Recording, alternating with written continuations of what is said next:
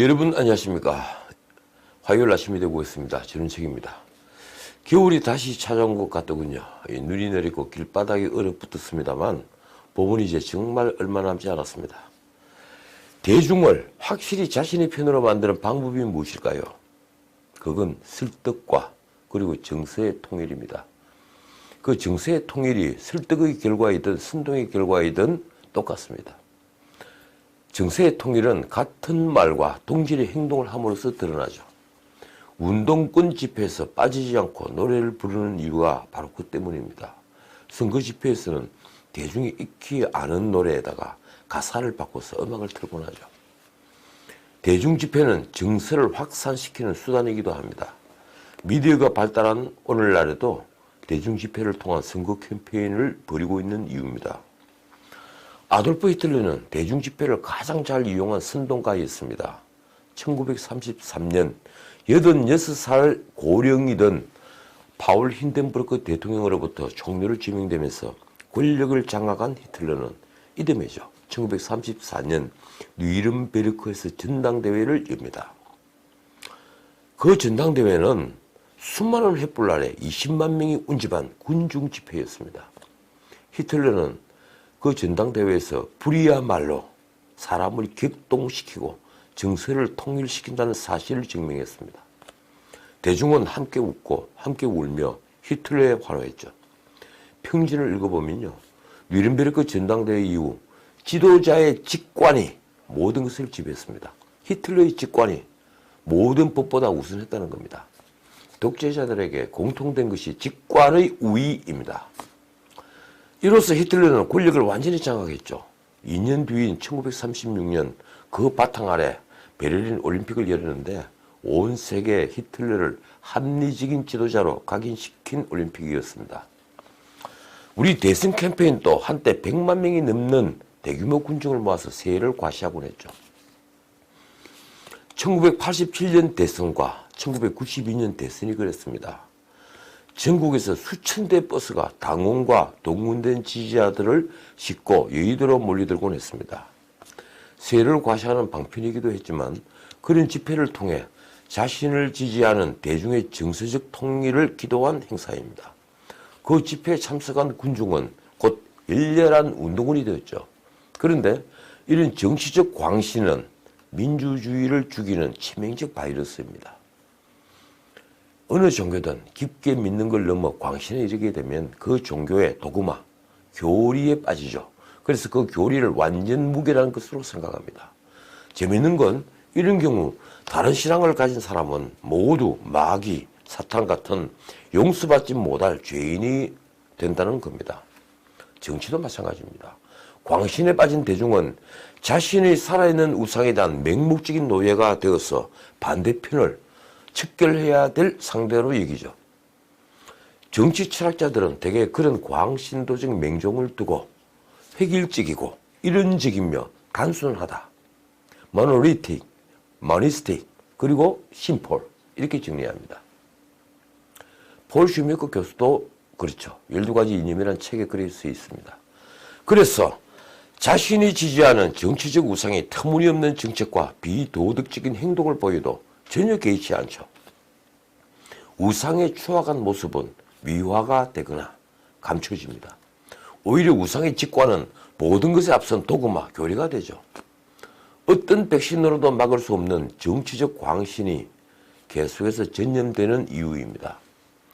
조국의 파렴치한 범죄가 연일 신문 일면을 장식해도 그게 2달 동안이나 계속되는데도 그리고 청와대 비서들이 추악한 업무가 검찰 수사로 100일하에 드러나도 그들은 그 꿀로 검찰개혁이란 도구마로 뭉쳐서 조국 수호를 연일 외친 이유가 바로 이것입니다. 오늘 제가 이런 말씀을 드리는 건 최근 민주당의 모습을 보았기 때문입니다. 민주당은 며칠 전에 민주당만 빼고 이 제목의 칼럼을 쓴 임미리 교수를 고발했죠. 임 교수는 진보 좌파 진영에서 활동한 분이고 그 칼럼을 실은 신문은 같은 진영의 경향신문이었습니다. 비판이 일어나자 종로 선거가 다가간 이낙연 전 총리는 민주당에게 고발을 취소하라고 권고했죠. 그리고 민주당은 14일 고발을 취소했습니다. 그러나 아무도 비판을 봉쇄한 태도를 사과하지 않았죠. 오히려 유감을 표명하면서 뒤끝을 보였습니다. 기자들이 혹 사과할 생각이 없느냐고 물었지만 이해찬 대표도 그 질문조차 뭉개버렸습니다. 그러자 비판은 사그라지지 않고 후 폭풍은 더 거세졌죠. 저도 이 방송에서 이낙연 총리가 공동선대위원장이니 사과를 했으면 좋았을 거라고 애둘러 비판한 적이 있습니다. 마침내 어제 17일 최고회의에서 남인순 의원이 나섰더군요. 우리가 알고 있는 남윤인순 의원 말입니다. 아마 역할 분담을 했겠죠.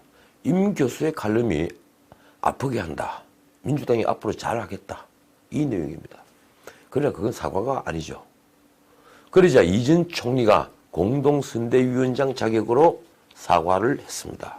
그는 선거운동 중에 기자들에게 겸손함을 잃었거나 또 겸손하지 않게 보인 것들에 대해 국민께 미안하게 생각한다고 말을 한 겁니다. 참 돌고 돌아 나온 사과죠. 저는 이 과정에서 민주당의 열렬한 지지자, 더 줄여 말해 친문 핵심 지지자들이 보인 태도를 주목합니다. 그들은 임미리 교수의 신상을 털고 SNS에 차라리 한국당을 찍으라고 해라. 이렇게 임 교수를 맹비난했습니다. 심지어 민주당을 대신해 중앙선거관리위원회에 임 교수를 공직선거법 위반으로 잇따라 신고했죠. 그 신고 행위를 자기 휴대폰으로 찍어서 공유를 하며 서로를 격려했습니다.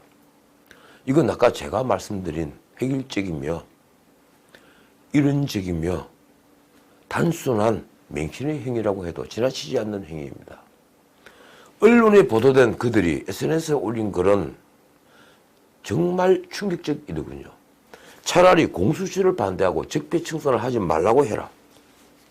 명색이 대한민국 검찰에 파헤친 조국의 범죄 사실을 두고도 이런 말들이 온라인과 집회에서 넘쳐났죠. 저는 수많은 피켓을 보았습니다. 저 서초동 집회에서 말입니다. 저는 좌우, 진보, 보수를 떠나 이런 맹신을 보면 정말 기가 막힙니다. 그런데 민주당은 마지못해 임미리 교수 고발을 취소했지만 이런 태도는 솔직히 예전해 보입니다. 당 내든 당 외든 다른 목소리를 견디지 못하는 태도 말입니다. 이런 경직된 조직에서는 비판은 물론 토론조차 불가능하죠. 민주당 공천관리위원회는 사흘 전 15일 강서갑 후보 추가 공모를 결정했습니다. 강서갑은 한때 안철수 캠프에 가까웠던 금태섭 의원의 지역구죠. 그는 당내에서 가끔 당론과 반대되는 의견을 보였고 솔직히 대중으로부터 그때마다 박수를 받았습니다. 당내 쓴소리 하는 심지어 엑스맨이라는 소리도 많이 들었죠. 금 의원은 조국 사태로 당이 혼란할 때 제일 먼저 쓴소리를 하고 공수처법 처리 때 기권표를 던졌습니다. 그래서 민주당의 열렬 지지자들에겐 눈에 가시 같은 존재였습니다. 그러나 한편 금 의원은 민주당을 신선하게 보이는 정직하게 말해 그나마 민주정당처럼 보이게 하는 몇 안 되는 의원이었습니다. 그런데 이번 공천심사에서 그는 이미 선잔을 절반 정도는 마셨습니다. 후보를 추가로 공모한다는 것은 바꿔 말하면요, 곧 그를 낙천시키겠다는 말과 같은 말이니까요. 아니나 다를까 그동안 방송 등에서 언제나 민주당을 열렬히 옹호하던 김남국 변호사라는 분이 출마 선언을 했더군요. 그는 조국 백서라는 책의 집필자로도 활동 중이라고 합니다. 글쎄요, 달리 코멘트하기보다 이런 말이 더 좋겠군요. 제가 보기엔 오늘 미래통합당으로 새 출발을 한 보수 정당에게 엄청난 선물 하나를 안겨준 셈이 됐다. 어떻습니까? 어제도 제가 말씀드렸지만 민주당은 그동안 금태섭 의원처럼 쓴소리를 마다 않던 조웅천 의원의 선거구에도 사면 경선을 결정했습니다. 결국 낙천시키고 싶다는 의사표시죠. 그 역시 눈에 가시였습니다. 왜 이럴까요? 그들의 이런 행동이 선거에 도움이 되지 않는다는 걸 모를 턱이 없습니다. 그러면 이유는 딱 하나죠. 바로 오만하기 때문입니다. 그리고 자신들은 언제나 옳다는 독선 때문이죠. 오만과 독선. 오만과 독선은 역시 권력의 적입니다.